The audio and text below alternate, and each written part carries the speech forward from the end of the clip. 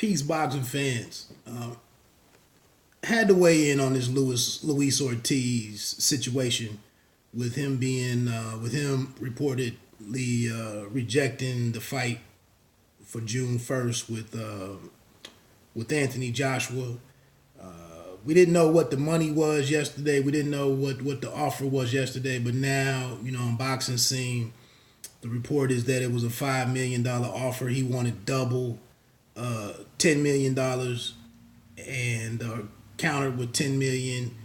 And his promoter, what is it, Day Promotions or something, made a statement.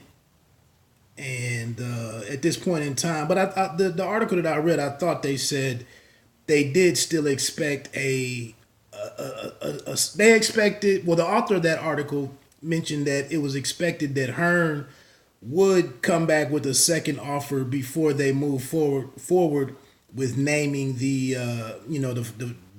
opponent. So I'm not looking for views here. I'm not looking for clicks. This is part of my issue with how we discuss boxing and how we cover boxing and how we report boxing and what we're doing out here and the integrity in the stuff that we put out here and charging up, viewers and whatnot. And, I'm not really pointing the finger. I'm not trying to be above anybody. But to come out and to see all of the comments about Ortiz being on substances, and then to go and to put that out there as to plant the seed that could be true, doesn't seem like it's healthy for the sport. It doesn't seem like it's healthy for the sport being taken serious. It doesn't seem like reporting being taken serious. And salute to the brother Mr. Boxing Today too. I check out his videos on the heavyweight side because it's not really a division that I tend to keep up with too. I don't do too much in the heavyweight division. Don't follow it too closely, although it is heating up. But no shot at anybody in particular. But I guess and I'm not trying to be ignorant. I've mentioned this on the podcast that Mia St. John got into trouble a few months ago now when she came out and said 9 out of every, that 90% of the fighters are on something. I'm not trying to be ignorant to the fact that there probably is a problem in the sport. We've obviously seen Jarrell Miller, which it makes no sense if you think about it, that this man thought he was going to get into this fight being on 3 substances. There's something else there, in my opinion, that happened or is going on. But anyway, let me give a few reasons why I'm not buying that's the reason. I think it's more money related. He's 40, as far as we know. He's 40 years old. How much really could you risk being caught again at 40, being a multiple offender? I believe he's already a multiple offender. But here at 40, with the division on fire, with there being reports of a deal, there's discussions are out there that a Wilder rematch is in the future. How could you risk it to get to pop again at this particular stage? And looking at, people will be calling for a lifetime ban. That could be a wrap for you. So, stupider, dumber decisions have been made. But how much would you entrust some guy giving you something saying that we can mask this substance, et cetera, and you won't get caught? That's a huge risk. A huge risk, in my opinion. So look at his age. Another point, a $10 million counter is not unreasonable if we compare what Ortiz's business team, how they would compare their status in the game to Jarrell Miller, if he was getting 6.5.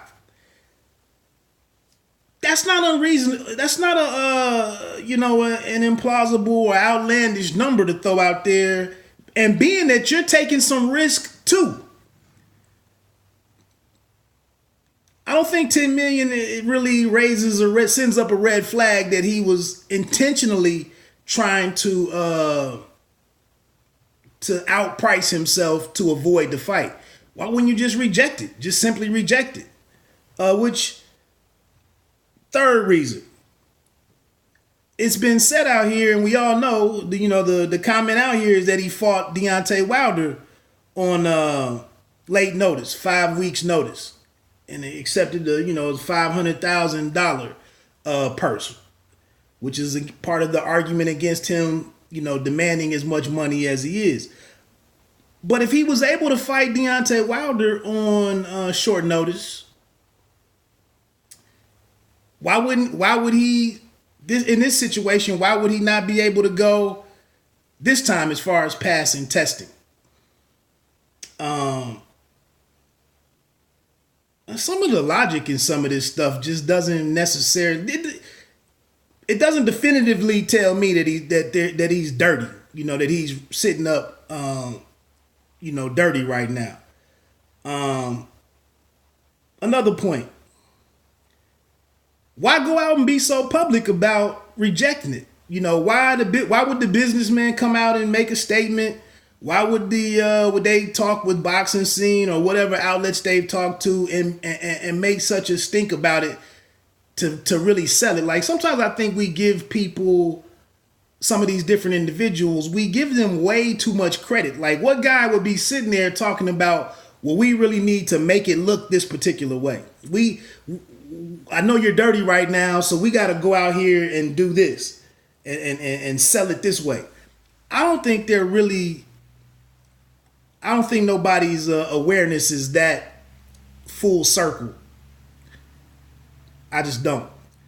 It seems like you would just have rejected the offer and left it at that. Walked away from it, and gone on. You wouldn't continue to go out here and talk about the lowball offer and blase. I don't think that would be the case. I just checked on BoxRec. It says that he's VADA enrolled. Does that not mean anything? I mean, that's not a fact or official or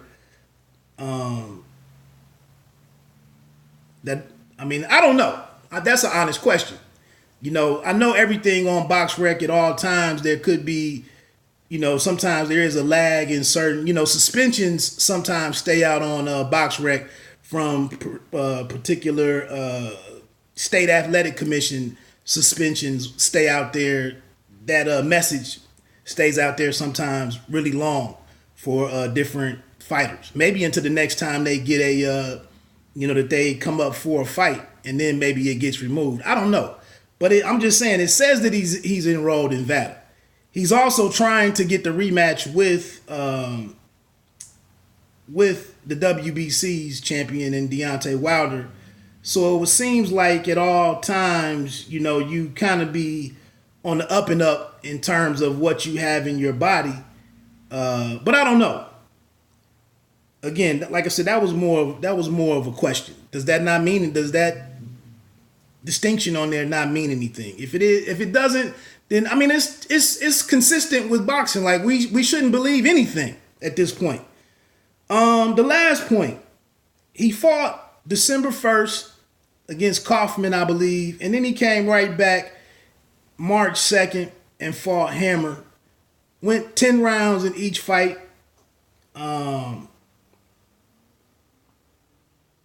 And he's trying to maintain a busy schedule. So if you're trying to fight at that type of clip, fighting 3 or 4 times a year,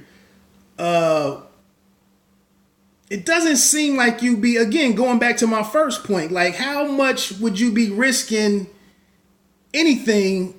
And right now with all of the different platforms, with the situation with the big three being split, with Wilder being a free agent but affiliated with PBC and Showtime, Tyson Fury being locked up with ESPN, ESPN Plus, Disney, and then AJ having his first and last rights refusal, whatever situation with the zone.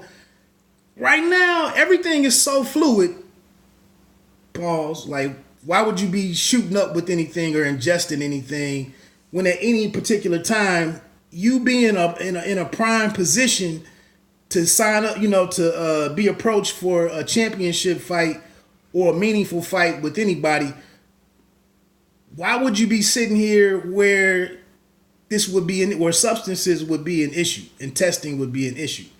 Like I said, again, I'm not trying to be naive. I'm really not. I've made the case that on my podcast, I've made the case that if a fighter if they can project any fighter being, a $5 million fighter, generating $5 million over the course of his lifetime, if the business guys, the business team guys, maybe the strength and conditioning coach, somebody on the team could hatch the idea that, hey, could we turn his $5 million into $25 million if we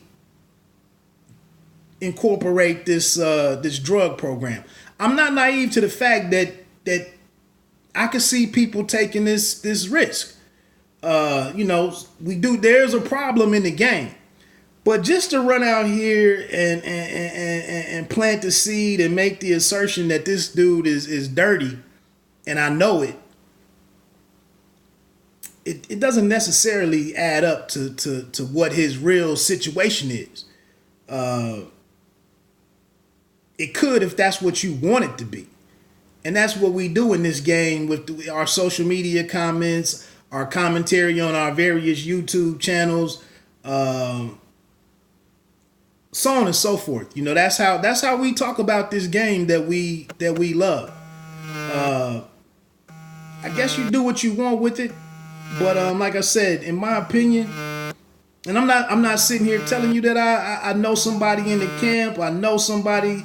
I know the man sitting next to the man sitting next to the man. I'm not running out here with any of that, and I'm not saying 100% that he's not. But look at some of what we do know, and arrive at a logical conclusion versus just being negative because it's sensationalizing everything generates activity and traffic. I'm out, man. Again, you don't have to be great to start, but you have to start to be great. Big fight weekend coming up. You got to try to mess this weekend up, basically. We'd have to try to spoil this weekend and tear down the sport of boxing. It's going to be a phenomenal boxing weekend, so hopefully you find a way to enjoy it. And hopefully the judging holds up and stands up, and hopefully maybe some fights end in knockouts. I think a couple will, and we'll get back to it, man. Wood won.